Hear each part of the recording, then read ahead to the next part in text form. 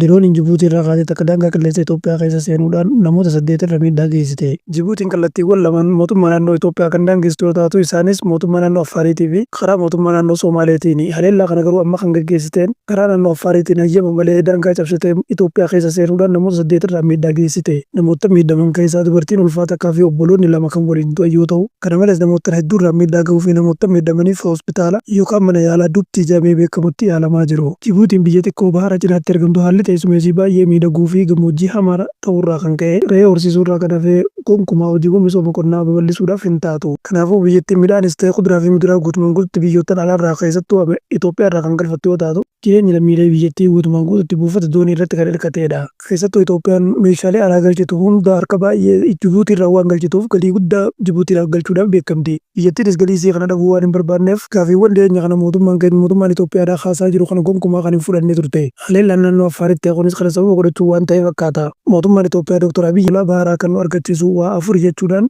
waggaa tokkoon dura kaasanii turan. Haalli afran akka argannu dirqisiisan keessaa seenaa, ji'oogiraafii, ikoonoomii fi gosummaa jechuudhaan dubbatan. Isaan kana keessaa isa Afuraffaa irratti argamu gosummaa kan jedhu kanaatu naannoo Affaaritti raawwatameef sababa kan ta'e isa Afuraffaa gosummaa jedhu kana ta'uu mala jechuudhaan shakkan. Dr. Abiyyi Ahmed yeroo sun akka dubbatanitti uummanni Affaar biyya sadii keessa kan jiruu fi bulchiinsa aadaatiin kan bulu yoo ta'u, biyyoonni sadeen isaan keessa jiraatan Jibuutii, Itoophiyaa fi Eertiraadha. Ogaasni yookaan sultaanni isaanii immoo as Itoophiyaa jiraata. Waggaa waggaanis walitti dhufanii marii waliin qabu. Uummata Soomaalee ofirrannees akkasuma Jibuutii keessa jiraatu, Soomaaliyaa keessa jiraatu, Somaalilaandii keessa jiraatu, Itoophiyaa keessa jiraatu jechuun dubbatan. Biyyi Jibuutii immoo kun hundi yoo milkaa'eef galii Itoophiyaa irraa argattu waan dhabduuf jecha kallattii gufuu taatee itti hambistuu barbaaddi. Jiraattonni naannoo Affaarii yeroo sanatti jiranitti haleellaan kun kan raawwatame halkan yoo ta'u, diroonichi kallattii Jibuutii irraa dhufuudhaan aanaa Eliyaador Gandes Aarroo Jaagoo keessatti haleellaa raawwate namootan 8 lubbuu baasuu fi akkasumas namootan baay'ee miidhuu isaanii jiraattonni dubbatan. Jiraattonni akka dubbatanitti ji'a lamaan dura haleellaan akkasii deddeebi'aa turuu fi garuu namoota irraan miidhaa kan hin geessine ta'uu himan. Mootummaan Jibuutii gama isaaniitiin paartii mormitootaa Firuud jedhamu naannoo sana naanna'aa ture. Kanaafuu isaan rukunne malee jiraattota hin rukunne jechuun haalan. Paartiin mormitootaa Firuud jedhamu kun akka lakkoofsa Awurooppaatti bara 1991 kan ijaarame yoo ta'u, paartiin mormitootaa kun Front for the Restoration of Unity and Democracy jechuudhaan yookaan immoo maqaa gabaajee Firuud jechuudhaan moggaafaman. Mootummaan Jibuutii akka ibsaa jirutti garee tanaatu naannoo Affaariitii fi Jibuutii jidduu asiif achi zooraa jira. Kanaafuu haleellaa kanas isaan irratti raawwadhan. Kun akkuma jirutti ta'ullee garuu dirooniin kun hayyama malee daangaa Itoophiyaa cabsuudhaan seenuun dogongora. Garee mormitootaatu deeggarsa gahaa waan hin qabneef biyya Eertiraa qofarraa deeggarsa argatti. Gaaffii muummee ministeeraa kanaan booda mootummaa Itoophiyaa irraa deeggarsa argachuu malti jechuudhaan mootummaan Jibuutii shakkii qabu ibsan. Biyyoottan Afrikaa xixiqqoon kun sirna gita bittaa faranjootaatiin booda kan daldalatanidha. Kana jechuun warri adiin bitanii bulchuudhaaf akka isaanii mijaa'uuf mummuranii waliif qoodaa turan. Barri jijjiiramee yeroon isaanitti gahee dheessanii yeroo biyya irraa bahan immoo lammiilee biyyattii keessaa carraa argatee bulchuudhaaf aangoo kan argate aangoo irra turuurraa kan ka'e waraana isaaniitii fi miseensa isaanii malee lammiileen biroo mirga waan qaban ittiin fakkaatan dimokiraasii waan jedhamu dagatanii jiru. Dhaabbanni qorannoo siyaasaa Sooniyaa Leegiroolleeg jedhamu akka ibsetti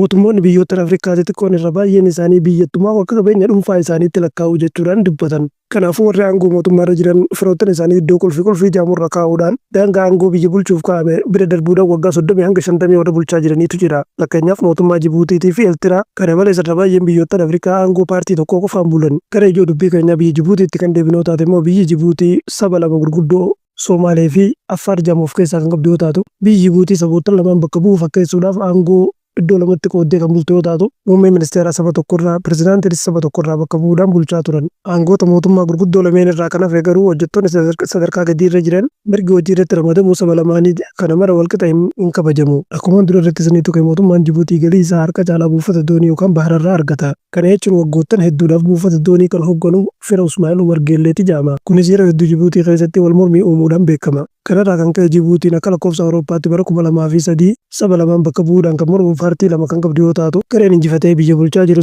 isa ammoo Usmaa'il Umar Geelleetiin hoogganamu kanaadha. Paartiin inni lammaffaa immoo Firuud kan jedhamuu fi yeroo ammaatti mootummaan Jibuutii isaan balleessuudhaaf diroonii itti erguudha. Kanaan dura walitti bu'iinsa mootummaa Jibuutiitii fi garee kana jidduutti uumameen lammiileen nagaa namni 11 biyya Jibuutii keessatti kan du'an yoo ta'u, mootummaan Jibuutiitis haleellaa sana bu'uura godhachuudhaan garee kana garee shororkeessitootaa jechuudhaan itti murteesse. Namichi maatii isaa keessaa namni tokko haleellaa diroonii kanaan jalaa miidhame kun akka ibsutti haleellaan kun garee kanarra darbuudhaan lammiilee miidhaa geessisuu waan barbaadaniif malee gareen kun uummata keessa hin jiraatan gaara keessa jiraatan jechuudhaan dubbatan. Viidiyoo kiyya kanarraas kanumaan hin xumura. Guyyaatti aanutti viidiyoo biraa qabadee inni isin hordofaan. Isinis chaanaal yuutuubii kiyya sabiskiraayib godhuu akkasumas viidiyoon ani guyyaa maxxansu mallattoon notifikashinii akka isin bira ga'uuf mallattoo bilbilaa fuuldura jiru ol kan jedhu godhachuun dagatina. Boru viidiyoo biraatiin hanga wal arginutti nagaan tura.